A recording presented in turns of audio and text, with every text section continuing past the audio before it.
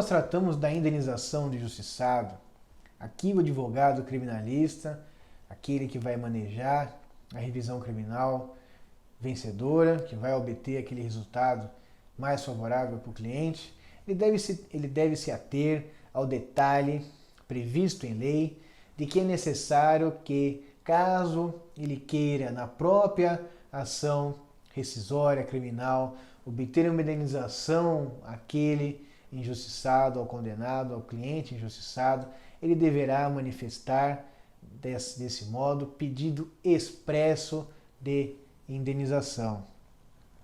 Sob pena do tribunal não reconhecer, aqui em sede de revisão criminal, nós não estamos falando da possibilidade de manejo de uma ação de reparação de danos, aqui nós estamos falando em sede de revisão criminal, é possível que seja feito pedido expresso no sentido de obter uma reparação do Estado. O Estado, aqui, praticando esse erro judiciário, ele tem responsabilidade objetiva de acordo com a doutrina administrativista que vai tratar da responsabilidade objetiva do Estado, e aqui citamos o grande Celso Antônio Bandeira de Mello. Então, quando nós tratamos da indenização do injustiçado, que ela pode ser requerida em sede de revisão criminal, devemos observar o artigo 630 do Código de Processo Penal, que, dada a sua origem, lá da década de 40, possui diversos problemas que devem ser trabalhados e afastados para que nós tenhamos aqui uma compreensão do instituto da ação rescisória, como deve ser feito. Assim diz o artigo 630 do Código de Processo Penal. O tribunal, se o interessado o requerer, poderá reconhecer o direito a uma justa indenização pelos prejuízos sofridos. Então, aqui, o próprio caput do artigo 630 já estabelece que o injustiçado deve requerer para que o tribunal reconheça. Então, uma condição aqui, o pedido expresso de indenização. O parágrafo 1º traz a redação a seguir. Por essa indenização, que será liquidada no cívil, responderá a União se a condenação tiver sido proferida pela Justiça do Distrito Federal ou de território, ou o Estado, se os tiver sido pela respectiva Justiça. Aqui traz então a atribuição de qual órgão, qual ente federativo será responsável para a realização da indenização. Se a ação é proveniente da Justiça Federal, então será a Justiça Federal que realizará o pagamento indenizatório. Se provier da Justiça Estadual, será o Estado respectivo da Federação, onde atua, onde está sediado o órgão jurisdicional competente. Então, alguns outros detalhes é importante nós observarmos que o artigo 197 do Código de Processo Penal traz a seguinte questão, e isso vai ser importante quando nós analisarmos o parágrafo 2º e as alíneas respectivas desse artigo 630. O artigo 197 do Código de Processo Penal traz a redação no tocante à confissão. O valor da confissão será aferida pelos critérios adotados para os outros elementos de prova, e para sua apreciação o juiz deverá confrontá-la com as demais provas no processo, verificando se entre eles e estas existe compatibilidade ou concordância. Aqui é a máxima de que a confissão não é a rainha das provas. Claro que nós temos as situações de colaboração premiada, cujo valor da confissão se tornou, infelizmente, voltou a ser tratado como rainha das provas. No entanto, observando o artigo 197, a confissão deve ser analisada dentro do contexto probatório com outras provas, sob pena de ela estar ali isolada do resto das provas apresentadas no processo e ela não poder ser levada em consideração, ser isolada para uma eventual condenação. Então, quando a gente vai analisar o parágrafo 2º do artigo 630, nós vamos verificar que as alíneas trazem situações que, aos olhos do nosso sistema jurídico atual, são bastante estranhas e devem ser vistas de forma, digamos, com ressalvas. A linha A, por exemplo, do parágrafo 2º do artigo 130, o parágrafo 2º em si diz que a indenização não será devida, e a linha A vem logo em seguida, afirmando: se o erro ou injustiça da condenação proceder de ato ou falha imputável ao próprio impetrante, como a confissão ou ocultação de prova em seu poder. Aqui é claro que é uma tentativa do Estado de afastar a responsabilidade em caso de erro judiciário. Nós já observamos que o erro judiciário decorre do Estado e aplica-se ao Estado, nesses casos, a responsabilidade objetiva. Então, qual o motivo o impetrante teria uma prova que ele não, em seu poder, da qual ele não fez jus na ação penal e manteve-se, então, a condenação? E a questão da confissão. Então, quer dizer que se o condenado confessou naquele processo, não é justa a indenização? É bastante estranho analisarmos dessa forma.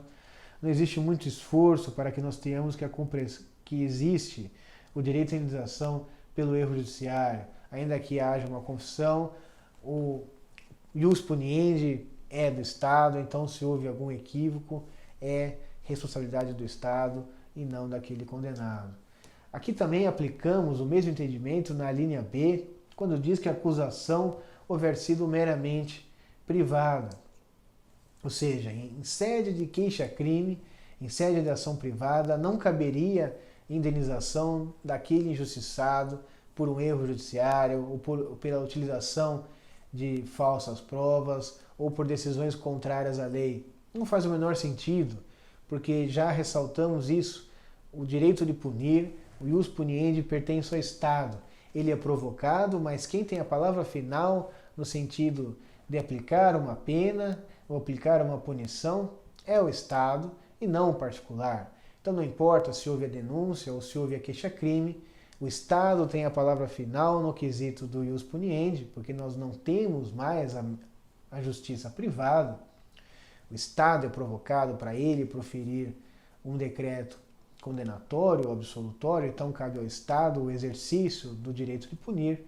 Então aqui seria mais uma tentativa de oposição à responsabilidade objetiva do Estado quando decorre de erro judiciário.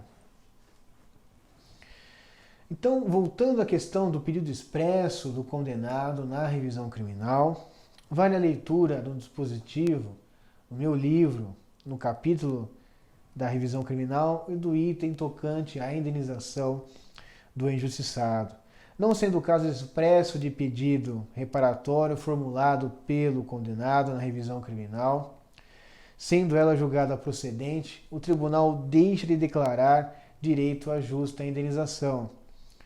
Claro, como nós falamos, o que de todo modo não impede que o injustiçado depois ingresse na vara da Fazenda Pública para obter o reconhecimento, da sua indenização ou outro juízo civil, por exemplo, contra a Fazenda Pública Federal,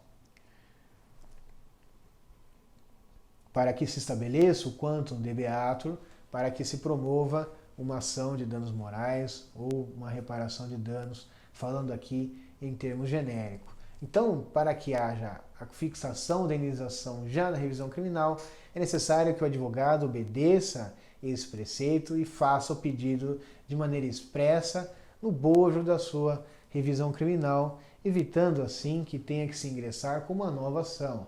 É claro, deixando cristalino aqui que o fato de não pedir a indenização não vai afastar o dever do Estado de indenizar.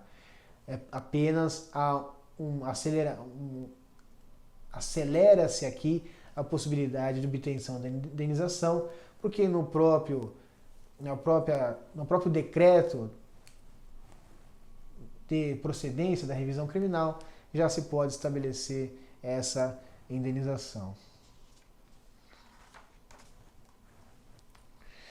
Então, voltando à questão da pretensão punitiva, que vai ir de encontro a essa possibilidade trazida pelo parágrafo 2º do artigo 630, nas alíneas A e B, que tentam, de alguma forma, afastar a responsabilidade do Estado, nós devemos ter em mente de que é do Estado o poder de punir.